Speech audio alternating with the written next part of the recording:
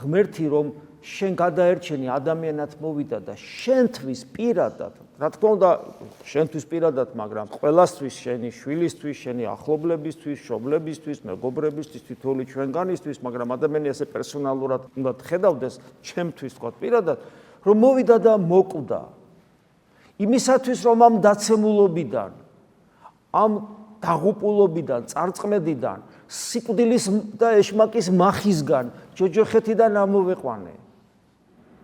რომელიც არის ყოვლის შემძლე და არის ყოვლის მყრობელი. როგორ ფიქრობთ? ანუ თან ყოვლის შემძლე და ყოვლის მყრობელია და თან ისე უყვარხარ, რომ შენთვის მოკვდა, როგორ ფიქრობ? ამ სამყაროში დაუშვებს ისეთ რამეს, რაც მარადიულ პერსპექტივაში უსამართლობა იქნება. აქ არის ბევრი რამე უსამართლობა. მაგალითად, ერთი ადამიანი უსამართლოდ რო განურისხდება მეორეს, ან თქვათ შეურაცხყოფას მიაყენებს სიტყვებს თუ ფიზიკურს, ეს არის უსამართლობა. რა თქმა უნდა, მიწიერი საზომი. მაგრამ ხდება საოცრება, როცა ის ვინც შეურაცხყოფილია უსამართლოდ, ქრისტეს დარად დაითმენს ამას, როგორც უფალმა გვასწავლა, მეორე ლოყა მიუშვირეო. ეს უსამართლობა მარადიულ პერსპექტივაში სიმართლედ გადაიქცევა. ლოგიკა არის აქ? არ არის. იმიტომ რომ ჩვენი ლოგიკა მხოლოდ ამ ქვეყნიურ საზომზეა მორგებული და არა მარადისობაზე. მაგრამ ჩვენ ხომ მორწმუნეები ვართ.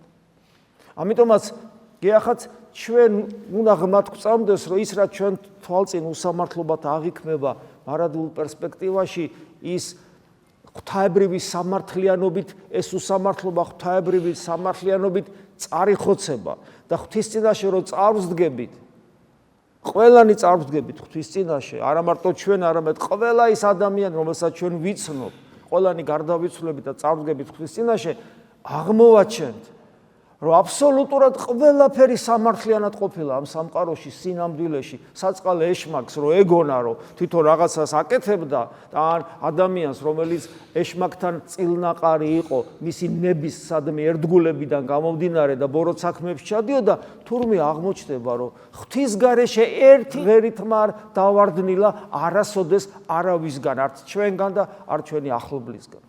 ყველაფერში რაღაცა სახთო განგებულება, ღმერთი ყოვლად სიბრძნე და ყოვლის შემძლეობით მოქმედებდა ისე, რომ თვით უკეთური ქმედებანიც კი საბოლოო ჯამში სიკეთისკენ მიმართავდნენ ადამიანებს, განსაკუთრებულად დაჩაგრულებს, უსამართლოდ დაჩაგრულებს.